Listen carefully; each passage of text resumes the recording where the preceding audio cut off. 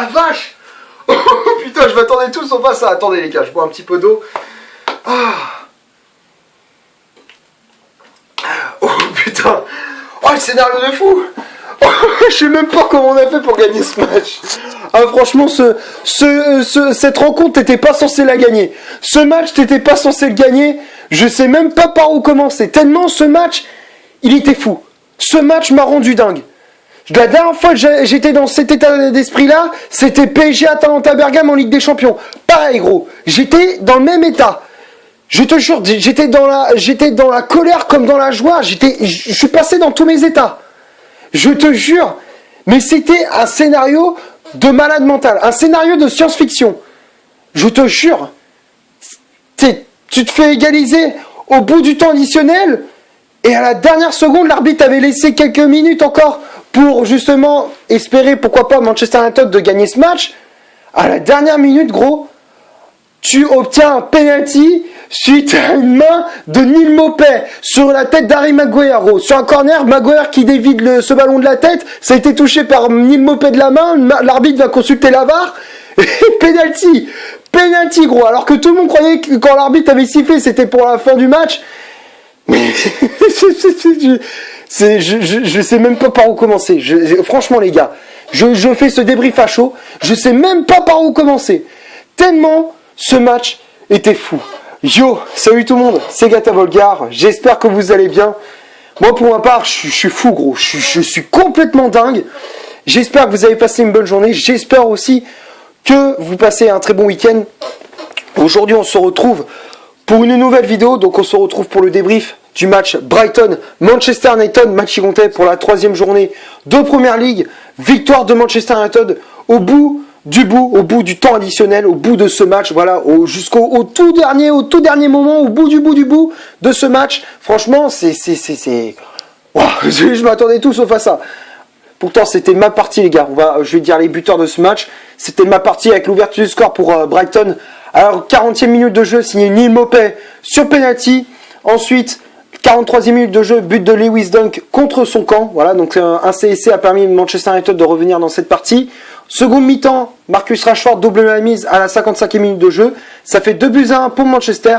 95e les gars, 95e minute de jeu, but de March pour Brighton. Et là tout le monde pensait, même moi le premier, je croyais que l'arbitre allait siffler à la fin du match dès le coup dans l'engagement de Manchester United. Je me suis dit putain ça y est, on va faire match nul, on va encore caler dès le début de cette saison. Voilà, j'étais dégoûté gros, j'avais craché toute ma haine. Et là gros, 99e minute de jeu les gars. 99e minute de jeu, le but de Bruno Fernandes sur penalty. Qui l'aurait cru? Qui l'aurait cru? Même moi j'y croyais pas. J'y croyais même pas. Tu m'aurais dit avant le match, juste avant le coup d'envoi, qu'il y aurait eu ce score de 3-2 et qu'à la 99e, tu gagnes sur un penalty avec l'aide de la VAR et avant cela, 4 minutes avant, tu te fais égaliser. Mais gros, j'aurais dit, mais t'as fumé de l'herbe ou t'as fumé de l'herbe avant le match. C'est pas possible. Non mais voilà, franchement, c'est un scénario que tout le monde pensait pas. Hein. On pensait tout sauf à ça. Voilà, franchement, je sais même pas comment on a fait pour se gagner ce match. Franchement, je sais même pas comment. Voilà. Donc, on va se calmer un petit peu. Voilà, on va essayer de se calmer.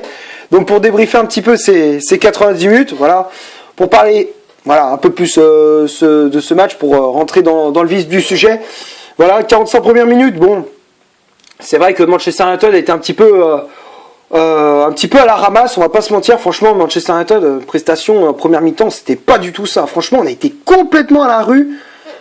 Première mi-temps, tu subissais avec des occasions de Trossard, voilà, qui a été franchement très très bon du côté de Brighton, comme Maupay. Franchement, Brighton, ils ont fait un gros match. Hein. Là, je le dis, franchement, je le dis, c'est pas souvent que je parle de l'adversaire, mais franchement, ils ont très bien joué. Là, franchement, ils nous ont causé pas mal de problèmes dans ce match-là. Et franchement, bravo Brighton. Et franchement, j'espère qu'ils vont faire une très grosse saison. Parce que là, vu le match qu'ils ont fait, franchement, ils méritent d'être au moins dans le top 10. Franchement, ils méritent clairement d'être dans le top 10 de la Première Ligue. Voilà.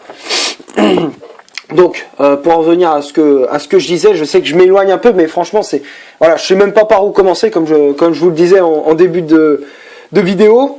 Donc, 45 premières minutes, bon, c'est vrai que tu subissais énormément d'occasions, comme je disais avec Trossard, avec Neil Maupay, côté mancunien, bon, on a essayé de réagir avec Marcus Rashford, avec Martial ou avec Mason Greenwood, mais malheureusement on n'y arrivait pas.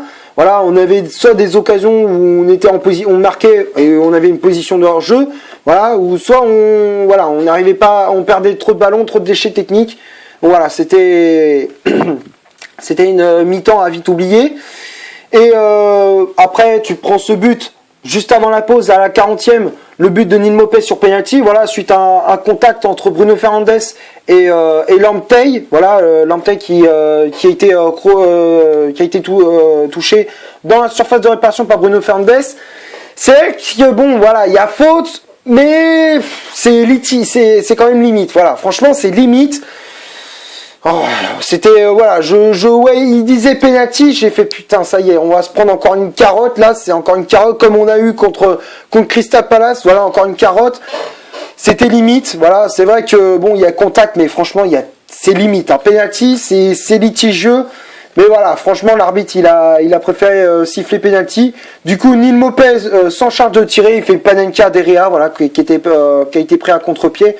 Donc du coup, à la 40e, Brighton mène 1-0. Ensuite, piqué au vif, Manchester United réagit. Sur coup de pied arrêté avec Bruno Fernandes, voilà, qui a obtenu un coup franc juste avant la pause, voilà, sur le côté gauche de la surface de réparation de Brighton. Coup franc enroulé de la part du Portugais. Au second poteau, Matic qui sauve ce ballon de la sortie de but. Et derrière, Maguire qui a mis la pression sur Lewis Dunk et qui vient tacler malheureusement ce ballon au fond des filets. Donc du coup, Brighton subit l'égalisation de Manchester United. Donc du coup, c'est le défenseur, le capitaine des Seagulls, Lewis Dunk. Donc ça fait du coup un but partout entre les deux équipes et c'est le score à la pause. Seconde mi-temps, bon, Manchester United a été un peu mieux. Voilà, on a senti un Manchester United plus convaincant, plus tranchant dans les appels de balles, dans la finition et tout. Voilà. À la 52e, bon, il y a eu Marcus Rashford qui avait marqué son petit but, mais malheureusement il était signalé hors jeu, donc du coup le but a été refusé. Et 3 minutes plus tard, voilà, on marque, voilà, grâce à Marcus Rashford encore une fois, voilà. Qui a été lancé en profondeur par Paul Pogba, si je me trompe pas.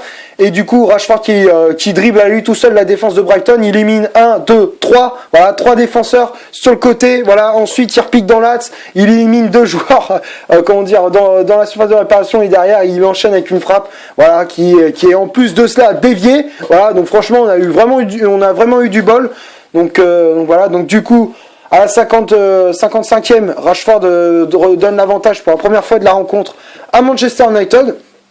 Donc du coup, ça fait 2-1 pour les Red Devils. En plus de ça, Brighton, tout le long à partir de là, on a commencé à sombrer. Voilà, Brighton qui arrêtait pas de créer du danger, de se créer des occasions, mais malheureusement ils n'arrivaient pas à trouver les poteaux. Voilà, ils n'arrivaient pas à trouver la solution. Ils trouvaient tout le temps les poteaux de Derrea. Alors en première mi-temps, ils avaient touché, je crois, 2-3 fois les montants de Derrea, et derrière en seconde mi-temps, ils ont touché aussi pareil 2-3 fois. Et franchement, on a vraiment eu du bol parce que franchement, Brighton, ils auraient pu marquer, voilà, un paquet de fois dans cette rencontre. Voilà. Et après, bon, malheureusement, 95e, on subit l'égalisation. Voilà, suite sur un centre venant de la droite. Voilà, c'est March qui vient pousser ce ballon au second poteau. Du coup, voilà, on pensait tous que ce match était complètement plié. Voilà, Brighton est revenu dans ce match-là. Et après, gros, scénario de science-fiction, comme je te le disais, 99e minute de jeu, les gars. 99e, voilà, tu te tires ce penalty suite à un corner de Van de Beek. Voilà, Van de Beek qui frappe ce corner. C'était au second poteau pour Harry Maguire qui dévie ce ballon de la tête. C'était sauvé sur la ligne. En plus, à vitesse réelle, on croyait qu'il y avait pas de main, quoi. On se disait, bon, c'est normal. Voilà, malheureusement, Manchester n'a pas eu de chance sur cette occasion. Voilà, donc le Maguire qui place cette tête, ça a été sauvé sur la ligne. Et après, bon, on voit Maguire sur l'action, sur le cours du jeu, il se rue vers l'arbitre qui était sur le point de siffler la fin du match en réclamant un penalty. Tous les joueurs de Manchester, après, ils l'ont suivi, que ce soit Fernandes, Marcus Rashford, Martial, enfin, voilà, tous les joueurs se sont rués vers l'arbitre pour désigner une main, soi-disant. Alors on savait pas trop ce qui s'était passé dans la surface de réparation. Donc voilà, après c'est parti en cacahuète. Les joueurs de Brighton, ils ont dit mais comment ça, le match normalement il doit être fini, c'est doit être terminé et tout, on doit faire match nul et tout. Et après l'arbitre, bon, il utilise l'oreillette pour voir, pour consulter avec ses collègues ce qui s'est passé et tout. Donc du coup, il va voir la VAR, il regarde l'action et apparemment il y a eu une main. Bon, c'est vrai qu'on va pas se mentir, c'est limite comme action. Voire même, franchement, je trouve moi personnellement, j'aurais pas sifflé penalty parce que voilà, même si je suis objectif, les gars, franchement. Moi, personnellement, j'aurais pas sifflé penalty. Ça me faisait penser à la main de Victor Lindelof le week-end dernier contre Crystal Palace. C'était exactement pareil. Voilà. Le ballon, arrive là. Comment dire, ça touche le bras. Mais voilà, le bras, c'est limite. Enfin, franchement, c'est très, très limite. Moi, personnellement, j'aurais pas sifflé. Voilà. Objectivement, même si je suis supporter de Manchester United, j'aurais pas sifflé penalty. Malheureusement, il a sifflé. Du coup, gros coup dur pour Brighton. Et derrière, Bruno Fernandes s'en charge pour tirer ce penalty. Frappe en pleine lucarne. Voilà, une frappe qui se termine dans les buts de Matthew Ryan, le gardien de Brighton. Et Manchester United arrache la victoire sur le score de 3-2. Et voilà, on obtient la première victoire de la saison grâce à ce succès. Voilà, donc on remporte notre premier succès de cette saison. Voilà, donc on remporte ce match pour la première fois de la saison. Donc on va passer maintenant au 11 de départ de Solskjaer. On va passer à la composition d'équipe que l'entraîneur norvégien a aligné pour ce Brighton Manchester United. Donc ça a été un 4-2-3-1 aligné par l'entraîneur norvégien avec David De Gea dans les cages de Manchester United, la charnière centrale Harry Maguire associé à Victor Lindelof, Maguire qui a le brassard de capitaine, les latéraux Wan-Bissaka à droite, Luke Shaw à gauche, Matic et Pogba au milieu de terrain, Bruno Fernandes en numéro 10, Marcus Rashford milieu latéral gauche, Mason Greenwood milieu latéral droit et à la pointe de l'attaque de Manchester United, c'était le français Anthony Martial. Donc après, il y a eu les 3 changements opérés par Solskjaer. Voilà, trois changements assez bizarres aussi parce qu'il fait sortir un attaquant, Mason Greenwood, pour faire entrer un défenseur, Eric Bailly. Fred qui fait rentrer en jeu Paul Pogba, voilà, qui a été encore une fois une prestation très laborieuse de la part du milieu de Manchester United. Et après, Donny van de Beek qui est rentré en jeu à la place d'Anthony Martial. Mais franchement, moi je trouve que voilà, il y a des joueurs pour moi, tu vois que physiquement ils sont complètement cramés. Voilà, je pense à Pogba qui était complètement cramé, comme contre Crystal Palace, c'était complètement cramé. Je comprends pas pourquoi il fait pas jouer dès le départ Donny van de Beek. Voilà, c'est un choix que normalement Solskjaer doit le voir, même défensivement. Quand tu vois que défensivement on était fébrile, c'était franchement catastrophique. Défensivement, on était complètement à la rue. Encore une fois, chez un central Lindelof, Maguire, tu peux pas repartir, comme je disais, contre Crystal Palace, tu peux pas repartir encore une saison avec cette charnière centrale-là, tu peux pas. Alors, même si ça a payé la saison passée en terminant 3e, mais pour gagner le championnat, voire même rivaliser avec des concurrents directs comme Liverpool, Manchester City ou Chelsea, tu peux pas. Tu peux pas rivaliser avec une défense comme ça, avec un milieu comme ça, tu peux pas, gros. Donc c'est pour ça, moi je préfère une charnière centrale Maguire associé à Eric Bailly, et un milieu de terrain, par exemple, McTominay associé à Van de Beek, ou alors voilà, Matic associé à Van de Beek, parce que justement, tu voyais que dans ce match-là, Paul Pogba, il était complètement cramé. Contre Crystal Palace, il a fait la même prestation, il était complètement cramé. Et Van de Beek, il est rentré en jeu, il a montré de quoi il était capable. Il a montré ce que Pogba aurait dû faire pendant tout le long du match. Voilà. Donc pour moi, ce que je comprends pas, c'est pourquoi Solskjaer il le met pas titulaire dès le début du match. Voilà, pour faire justement souffler Pogba, parce que tu vois, Pogba il était complètement rincé dans ce match-là, complètement cramé. Voilà, il était complètement rincé. Voilà. Donc on va passer maintenant aux statistiques de cette vidéo. Donc on va commencer par celle de Brighton. Les Seagulls, c'est 52% de possession de balle, 7 corners au total, avec 14 tirs au total, donc 5 tirs cadrés. Voilà, donc ils ont eu 7 corners. Après, en termes de tirs, ils ont fait 14 tirs, donc 5 tirs cadrés. Une position dans le jeu et 18 fautes commises du côté de Brighton. Et du côté de Manchester United, c'est 48% de possession de balle, un corner, 4 tirs au total, donc 3 tirs cadrés, dont 3 buts, 4 positions de hors-jeu et 16 fautes commises. Donc tout ça, c'est du côté de Manchester United. Voilà, donc je n'ai pas grand-chose à dire dans les statistiques. Voilà, encore une fois, les chiffres représentent la physionomie de ce match. Voilà, donc j'ai pas grand-chose à dire. Voilà, c'est tout est. J'avais déjà dit auparavant. Je vais pas répéter encore une fois. Donc voilà, les statistiques représentent la physionomie de ce match. Donc on va passer maintenant au top et au flop de cette vidéo. Donc on va commencer par David De Gea. De Gea, hormis ses 2 buts encaissés, il a fait quand même un très gros match. Franchement, David De Gea qui nous a sauvé un paquet de fois. Franchement, on aurait pu s'encaisser bien plus que ce qu'on a eu aujourd'hui. Franchement, on aurait pu encaisser plus de buts. Donc heureusement qu'on avait un David De Gea qui était en forme. Voilà, franchement, De Gea qui a fait un match très correct, hormis ses 2 buts encaissés, comme je disais. Donc voilà, donc pour moi, De Gea, je le mets dans le top. Ensuite, la charge centrale, Lindelof, Maguire. Maguire qui n'a pas fait un match dégueu, voilà, dans l'ensemble, voilà, qui a fait une prestation correcte. Sur coup de pied arrêté, il était dangereux. Défensivement, il a montré qu'il était patron de la défense. Mais voilà, comme je disais, il faut l'associer avec quelqu'un qui est franchement très rassurant, qui est capable de d'être compatible. Voilà, chercher le mot, d'être compatible. Donc pour moi, une charge centrale Maguire-Bailly, pour moi c'est primordial. Pour Manchester United, une charge centrale Maguire-Bailly, c'est primordial. Pour ce genre de match, il faut pour tous les matchs de première ligue, il faut cette charge centrale là. Voilà.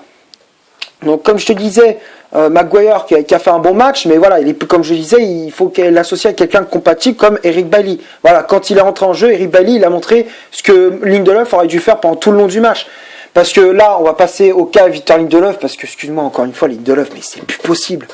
Mais c'est plus possible, gros. Attends, comment tu fais pour être aussi nul, pour être aussi mauvais sur le terrain? Parce que tu le vois, je sais qu'on va me dire, ouais, tu t'acharnes sur le Lindelof, mais gros, je suis obligé de m'acharner sur Lindelof. T'as vu le match qu'il fait, tu vois le match, t'as vu la prestation qu'il fait, tu vois le match qu'il fait. Attends, c'est pas possible. Tu peux pas faire ce genre de prestation tout le long de la saison, tu peux pas. Voilà. C'est des buts de casquette, c'est des buts de merde qu'on s'encaisse. T'as vu la prestation qu'il avait faite le week-end dernier contre Crystal Palace? C'est pareil. Là, il a refait la même chose. Tu peux pas, comme je te disais, il faut associer Maguire avec Eric Bailly, pas avec Lindelof. Voilà. Donc pour moi, il faut une charnière centrale, Maguire, Eric Bailly. Et normalement, tu t'encaisses moins de buts. Voilà, voire même pas du tout. Voilà, donc pour moi, Lindelof, il n'a pas sa place dans le 11 de départ. Donc pour moi, Lindelof, dans ce match-là, il a été encore une fois mauvais. Donc pour moi, je le mets dans le flop. Ensuite, les latéraux, Luke Shaw et Wan-Bissaka. Wan-Bissaka, dans l'ensemble, bon, voilà, il s'est fait un petit peu marcher dessus en début de match. Mais après, bon, il a resserré un peu la vis. Et du coup, on a senti qu'il y a eu un peu plus d'impact physique, un peu plus d'agressivité. Donc voilà, donc pour moi, Wan-Bissaka, je le mettrais dans le top, pardon. Après, le flop pour moi, c'est Luke Shaw. Luke Shaw, pour moi, qui a été trop passif sur son côté, qui s'est fait marcher dessus par Trossard, par Lampey. Voilà, donc pour moi, voilà, pour moi, il s'est fait marcher dessus. Il s'est fait marcher dessus, il a trop subi sur son côté. Moi, j'aurais bien aimé, comme je disais, le week-end dernier face à Crystal Palace, moi j'aurais bien aimé voir un Brandon Williams. Franchement, j'aurais bien aimé voir Brandon Williams à la place de Luke Shaw. Je pense que ça aurait changé la donne. Mais malheureusement, voilà, il a préféré mettre Luke Shaw et pour moi, ça n'a pas payé. Donc voilà, donc pour moi, Luke Shaw, je le mets dans le flop. Ensuite, le milieu de terrain, Matic et Pogba. Matic qui a pas fait un match dégueu, franchement, voire même ça a été l'un des meilleurs milieux de terrain dans ce match. Voilà, donc pour moi, Matic qui a été, qui a récupéré pas mal de ballons, qui a mis de l'agressivité, qui a mis de l'impact physique. Voilà, donc c'est tout ce que je voulais voir sur le terrain. Voilà, donc franchement, Matic il a répondu présent, donc pour moi, je le mettrais dans le top. Après Pogba, bon, pour moi, Pogba, je le mettrais dans le flop parce que pour moi, hormis l'action qu'il a faite, hormis les bonnes transversales et tout, mais voilà, tu voyais qu'il était complètement rincé. À chaque fois, il essayait de récupérer des ballons, mais il essayait de protéger, des fois, conserver le ballon, mais il n'y arrivait vraiment pas. À chaque fois, il se faisait subtiliser la balle. Et derrière, il perdait bêtement le ballon. Du coup, on se prenait des occasions de but qui auraient pu nous coûter cher. Donc franchement, voilà, on a senti un Pogba complètement cramé, comme contre Crystal Palace. Voilà, comme je disais, je comprends pas pourquoi Solskjaer il lui fait confiance. Il aurait dû mettre Van de Beek à la place de Pogba. Donc voilà, donc pour moi Pogba, je le mets dans le flop. Après le milieu de terrain, enfin le reste du milieu de terrain, Bruno Fernandes. Voilà, pour moi Bruno Fernandes, il a redressé la barre par rapport au match contre Crystal Palace où je l'ai trouvé méconnaissable. Voilà, là on a retrouvé le Bruno Fernandes qui est efficace, donc qui fait de bons coups francs, de bons corners, voilà, de l'agressivité. Il a fait des replis défensifs malgré le penalty commis en début de match. Il a fait quand même bonne prestation dans l'ensemble, donc pour moi Bruno Fernandes je mets dans le top. Après les ailiers Rashford et Greenwood, les deux ils étaient bons, voilà, donc Marcus Rashford qui a redressé un petit peu son niveau de jeu aussi. Par rapport au match contre Crystal Palace, donc pour moi Rashford je le mets dans le top. Greenwood aussi, voilà, qui a aussi fait énormément de mal à la défense de Brighton, donc Greenwood je le mets dans le top. Et après, voilà, pour finir avec Anthony Martial pour moi je le mets dans le flop parce que voilà, il a trop de déchets techniques, même s'il n'avait pas eu beaucoup de ballons, le peu de ballons qu'il avait, voilà, à chaque fois il perdait le ballon, il perdait énormément de ballons, trop de déchets techniques. Voilà, donc pour moi, Martial, il n'a pas été à la hauteur. Donc pour moi, Martial, je le mets dans le flop. Et après, les remplaçants, Bailly, Fred et Van de Beek, les trois, je les mets dans le top. Bailly qui est rentré en jeu. Voilà, on a senti vraiment la différence. On a senti qu'il a fait énormément de bien à la défense de Manchester United. Donc voilà, donc pour moi, Eric Bailly, je le mets dans le top. Fred aussi, qui a apporté un peu plus de peps au milieu de terrain à la place de Pogba. Voilà, qui a apporté de l'agressivité, de l'envie.